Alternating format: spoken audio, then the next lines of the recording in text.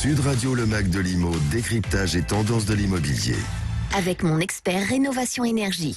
Et on parle IMO, le retour, l'émission 100% immobilier sur Sud Radio. Nous sommes toujours avec Marc Ezrati. Ce matin, on parle du viager avec notre invité Henri-Pierre Wiby, qui est directeur général de Viager Consulting. Est-ce que le viager, ça concerne? Qui est-ce que ça concerne d'abord? C'est ça qu'on a hâte d'entendre, Marc. Oui, rebonjour Henri-Pierre Wiby. Rebonjour Marc. Alors, bon, on a balayé en première partie tout à l'heure les idées reçues, quelques idées reçues sur le viager. Maintenant, la question essentielle, le viager, ça peut changer la vie des seniors? Le viager, ça change complètement la vie des seniors. 100% des vendeurs en viager ont amélioré leurs ressources financières. Le viager, c'est le moyen de se créer une ressource à vie supplémentaire et de permettre d'organiser soit son bien vieillir, soit de faire plaisir à ses proches, en tout cas de réaliser des projets de vie qui étaient impossibles avec les ressources que j'avais avant. Donc 100% des seniors, grâce au viager, changent leur vie. Alors, Henri-Pierre, on parle souvent de viager libre, de viager occupé. C'est quoi la différence ? Alors, c'est simple. Le viager libre, c'est le choix d'un senior de vendre un bien libre d'occupation pour le transformer en rente viagère. Et le viager occupé, c'est souvent la résidence principale ou secondaire du senior. Et le senior va en garder, le retraité garde la jouissance à vie de ce bien immobilier et transforme donc la partie à l'autre partie en rente viagère. Donc, je reste chez moi et j'ai des nouvelles ressources financières. Mais je voulais aussi, j'ai découvert qu'il y avait un autre type de vente de biens occupés, c'est la vente à terme. Ça permet notamment de pouvoir acquérir un bien sans forcément passer par un crédit immobilier. C'est quoi le principe ? Alors, la vente à terme, contrairement au viager, on connaît le début et on connaît la fin, puisque on ne va pas verser des rentes viagères, on va verser des mensualités.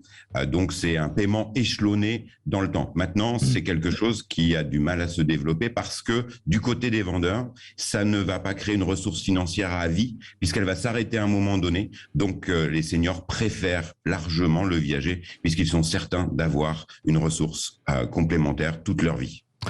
Oui, c'est effectivement des durées qui vont de 5 à 20 ans en général. Henri-Pierre, de plus en plus d'agents immobiliers ou de mandataires se lancent un peu à corps perdu dans le viager. Ma question est simple ce matin. Est-ce qu'on vend un bien en viager comme on vendrait un bien plus classique ?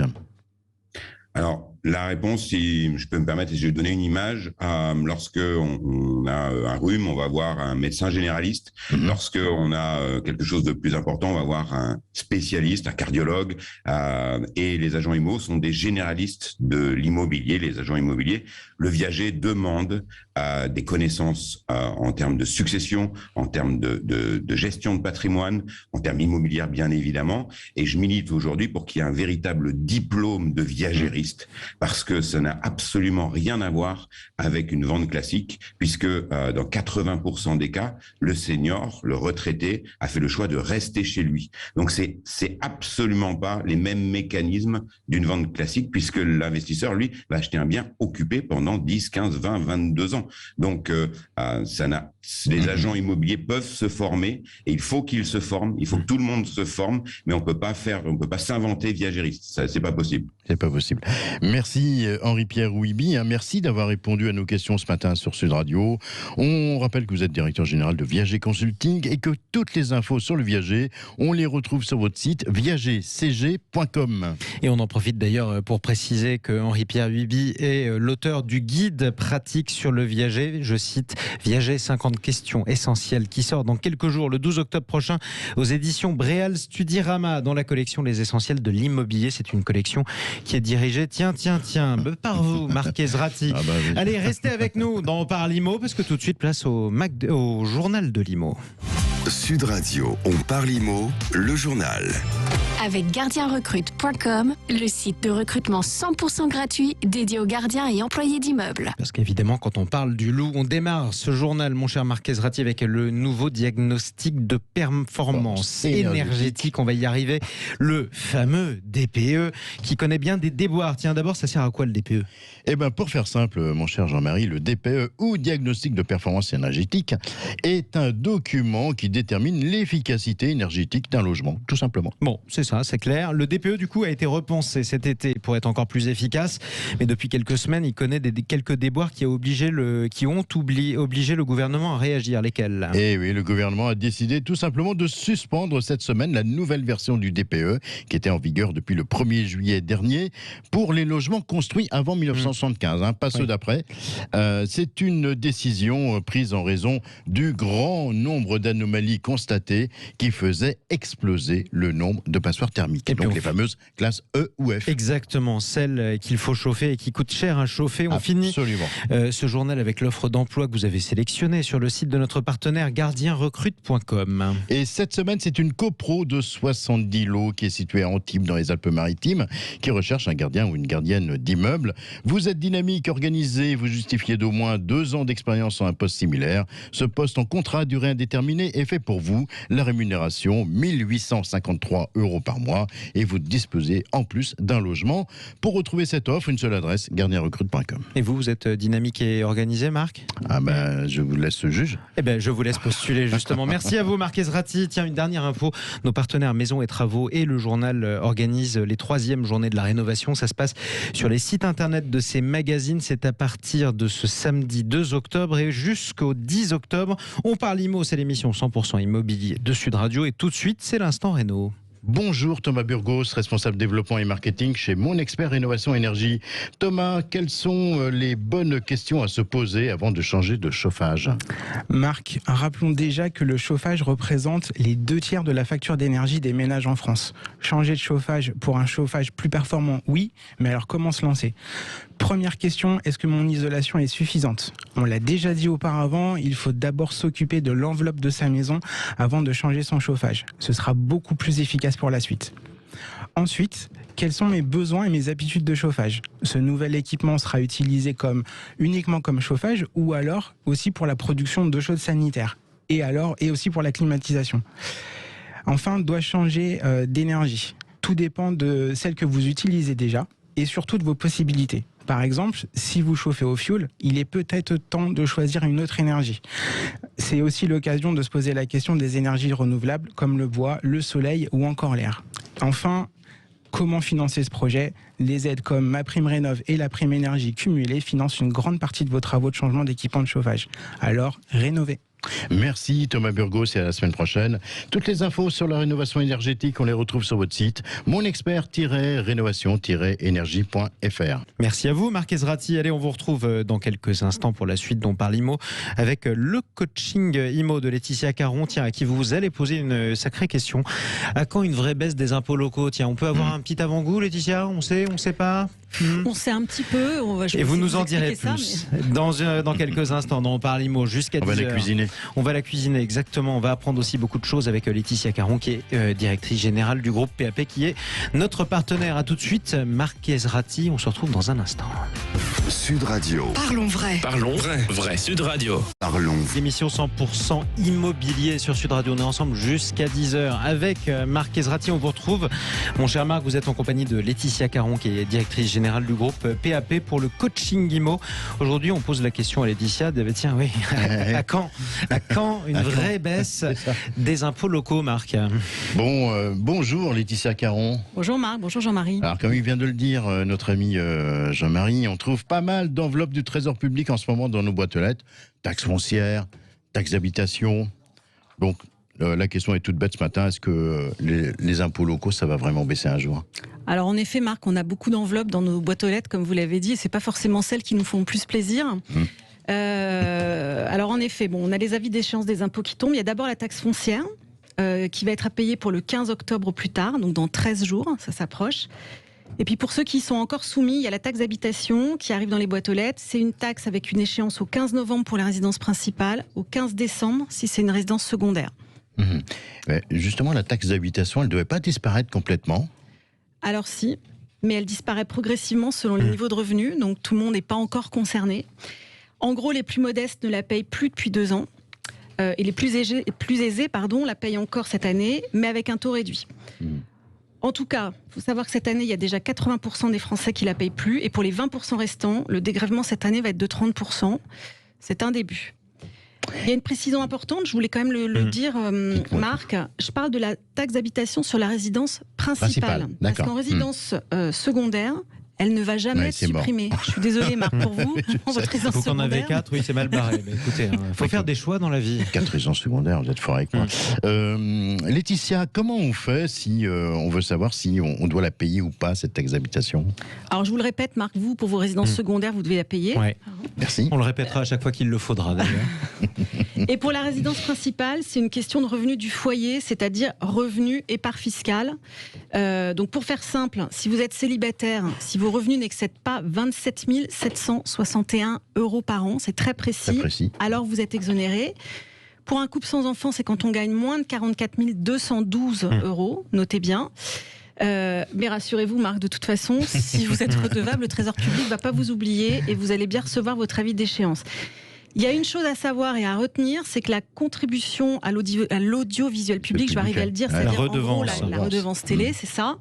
Elle est payée en même temps que la taxe d'habitation et elle est due par tout le monde.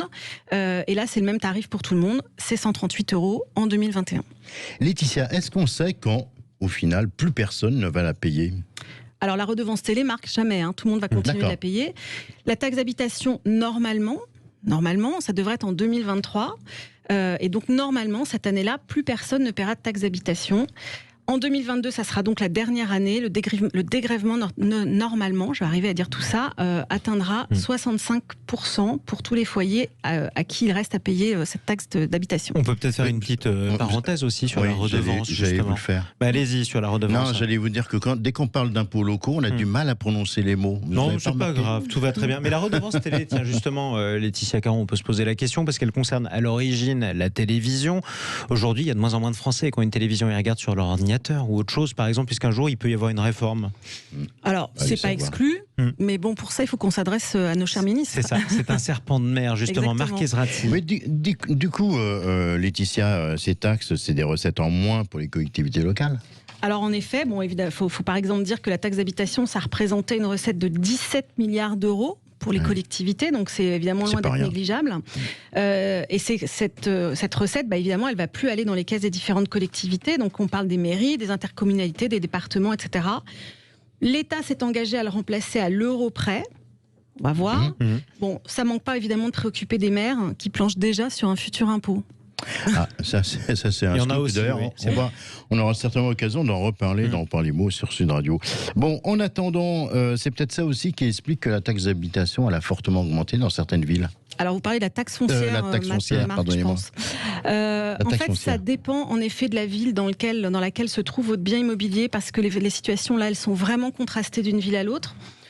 On va pas se mentir, à regarder de plus près, il n'y a pas beaucoup de villes où ça baisse. Et quand ça baisse, il y a des villes comme Sète, Carcassonne, Brive-la-Gaillarde, ça baisse de moins d'1%. On va dire que c'est assez... Donc ça stagne ou ça baisse un petit peu, et sinon ça augmente. On sait où est-ce que ça augmente? Alors ça augmente, il y a des villes même où ça augmente vraiment très fort. Par exemple, 10% à Montauban, 12% à Belfort et Évry, 16% à Chartres, 18% à Montrouge. Les habitants concernés, ils vont le sentir passer. Laetitia, le gouvernement a annoncé récemment une réforme en profondeur de la taxe foncière pour 2026. On en sait un peu plus? Alors oui, on en sait un peu plus, Marc, mais enfin, on va dire quand même dès le départ que c'est un peu un serpent de mer en mode arlésienne, puisque la réforme, elle est annoncée depuis plus de 30 ans. L'idée, elle est simple. En fait, la taxe foncière, elle est calculée en appliquant les taux des communes et des départements sur une base qui s'appelle la valeur locative cadastrale. Or, cette base, elle a été établie en 1970, ça date pas d'hier, et elle a été établie sur la valeur à la location de votre bien. Et ça veut dire qu'elle est pas chère, en fait, la taxe foncière, parce que vu comme les loyers ont explosé depuis 50 ans... Ça a été un peu réévalué, mais surtout, ce qui joue, c'est qu'en 70, en fait, c'est basé un peu sur le confort des logements. Et en 70, les vieilles maisons rurales ou les appartements anciens en centre-ville, ils n'avaient pas beaucoup de confort, ils ne se louaient pas très cher. Contrairement à ce moment-là, aux grands ensembles qui étaient modernes. Il n'y avait pas toujours des toilettes, d'ailleurs, ça arrivait assez tard à la campagne. Exactement, et même en centre-ville, dans les vieux immeubles. Les grands ensembles, eux, ceux qui sortaient de terre à ce moment-là, ils avaient tous le chauffage central et une salle de bain, et donc ils étaient réputés comme très confortables. Sauf qu'aujourd'hui, ces grands ensembles, ils ont vieilli pas toujours très bien, alors que les appartements en centre-ville et les maisons anciennes à la campagne, eux, ont été rénovés par des familles souvent aisées, et qui finalement, du coup, aujourd'hui, payent relativement peu d'impôts par rapport à d'autres. Donc l'idée, c'est de rééchelonner tout ça de manière à ce que ça soit plus juste et que ça colle davantage à la réalité. Et de manière à ce que ça augmente, du coup, si je suis votre raisonnement. Il faut imaginer qu'en effet, c'est ce qui va se passer. Et donc, le mot de la fin, c'est comme d'habitude, il y aura toujours des gagnants et des perdants. Bah oui, en gros, si vous habitez une copro des années 70 ou un pavillon de la même époque, vous devriez, je dis bien devriez, voir votre taxe foncière diminuer. Mais si vous habitez un appartement en centre-ville ou une maison en pierre à la campagne, alors malheureusement, je pense que votre impôt va augmenter. Le gouvernement a indiqué que tout ça devrait se rééquilibrer et qu'il y aurait normalement, évidemment, l'objectif, c'est pas d'augmenter les recettes, mais on va dire que ce qui va être économisé par certains sera compensé par d'autres. C'est surtout ceux pour qui ça va augmenter qui vont le sentir passer. Voilà. Soyons clairs. Après, en conclusion, c'est quand même une réforme qu'on annonce depuis 30 ans. Elle finira probablement par sortir de terre un jour ou l'autre, mais on ne dit pas que ça sera dans les années qui viennent ou forcément dans les mois qui viennent, parce que ça fait longtemps qu'on attend ça. D'accord, écoute, on verra ça. Laetitia Caron, un grand merci pour ces précieuses informations. On rappelle à ceux qui nous écoutent chaque samedi sur Sud Radio qu'ils peuvent eux aussi bénéficier de conseils en s'inscrivant gratuitement sur le site pap.fr. On est ce matin avec Pierre-Baptiste Marin. Il est conseiller immobilier chez Foncia Transactions à Nice. Bonjour Pierre-Baptiste. Bonjour Marc, merci de votre présentation. Mais je vous en prie, vous avez un bien coup de cœur, on vous écoute. Alors oui, c'est un bien qui se situe dans le centre-ville de Nice, proche de l'avenue Jean Médecin ainsi que du croisement des lignes de tramway. Alors c'est un bien en 4e étage d'un 2 pièces de 64 mètres carrés dans un immeuble de grand standing qui s'appelle les Empereurs. D'accord. Alors, appartement traversant, un large balcon avec plus ou moins 10 mètres carrés, une belle vue dégagée, le calme tout en étant en centre-ville. C'est les grands avantages de cet ensemble d'immeubles que nous proposons aujourd'hui à 435 000 €. Oui, c'est ce que j'allais vous poser. Comment ça se passe rapidement le marché immobilier à Nice en ce moment ? Il est relativement dynamique. Les vendeurs ne sont pas déçus des prix, parce que les prix sont relativement toujours très hauts. Et donc c'est vrai que là-dessus, on a énormément d'acquéreurs qui ne trouvent pas leur bonheur. Donc c'est vrai que ça a tendance à augmenter les prix. Merci Pierre-Baptiste Marin, conseiller immobilier chez Foncia Transactions à Nice. Les images de ce bien, on les retrouve comme d'habitude en fin d'émission sur les réseaux sociaux de Sud Radio. On peut appeler également le standard de Sud Radio 0826 300 300. Et absolument, et laissez ces messages d'ailleurs, laissez des messages au standard puisque Aude Saint-Hilaire sur Sud Radio les reçoit et transmet vos messages. Allez, c'est bientôt la fin d'On parle IMO sur Sud Radio, seule émission 100% immobilier à la radio. On retrouve Marc Ezrati la semaine prochaine avec On parle IMO consacré aux tendances décoration de l'automne, mais tout de suite quand même le 48 secondes pour convaincre. Sud Radio, On parle IMO, les 48 secondes. Avec Techway by Foncia pour vivre dans un environnement sûr et sain. Bonjour Frédéric Fougerat, directeur de la communication du groupe Foncia. Frédéric, le propriétaire d'un local commercial peut-il être reconnu responsable des nuisances causées par son locataire ? Bonjour Marc. Eh bien, aussi surprenant que cela puisse paraître, la réponse est oui. Et cela peut s'expliquer. Alors, que dit la loi ? La législation prévoit que chaque copropriétaire use et jouit librement des parties privatives et communes sous la condition de ne porter atteinte ni aux droits des autres copropriétaires ni à la destination de l'immeuble. C'est précisément l'article 9 de la loi du 10 juillet 1965. Un principe généralement rappelé noir sur blanc sur le règlement de la copropriété. En avril dernier, la Cour d'appel de Paris a jugé que le propriétaire d'un bien commercial était responsable des troubles anormaux de voisinage causés par son locataire restaurateur. Il est rappelé que le copropriétaire engage sa responsabilité à l'égard du syndicat des copropriétaires du fait du non-respect de la loi selon laquelle les activités ne doivent pas nuire aux autres occupants et du non-respect du règlement de copropriété de la part du locataire. La justice a donc condamné en appel le propriétaire à faire cesser l'activité commerciale de son locataire. Voilà Marc, les troubles anormaux de voisinage, ce n'est pas acceptable et comme dans le cas que je viens de citer, si votre copropriété est géré par un syndic, celui-ci peut vous accompagner en justice pour faire valoir votre droit à la tranquillité. Merci Frédéric Fougerat. À la semaine prochaine. On rappelle à ceux qui nous écoutent qu'ils peuvent retrouver cette chronique sur la playlist Techway by Foncia sur la chaîne YouTube de Foncia et également dans l'ouvrage Copropriété 50 questions essentielles paru aux éditions Bréal by Studirama. Et merci à vous aussi, hein, Marc Ezrati. On vous dit à la semaine prochaine. On parle décoration dans Parle Immo, l'émission 100% immobilier. Merci à Laetitia Caron également d'être intervenue ce samedi à samedi prochain. Les amis.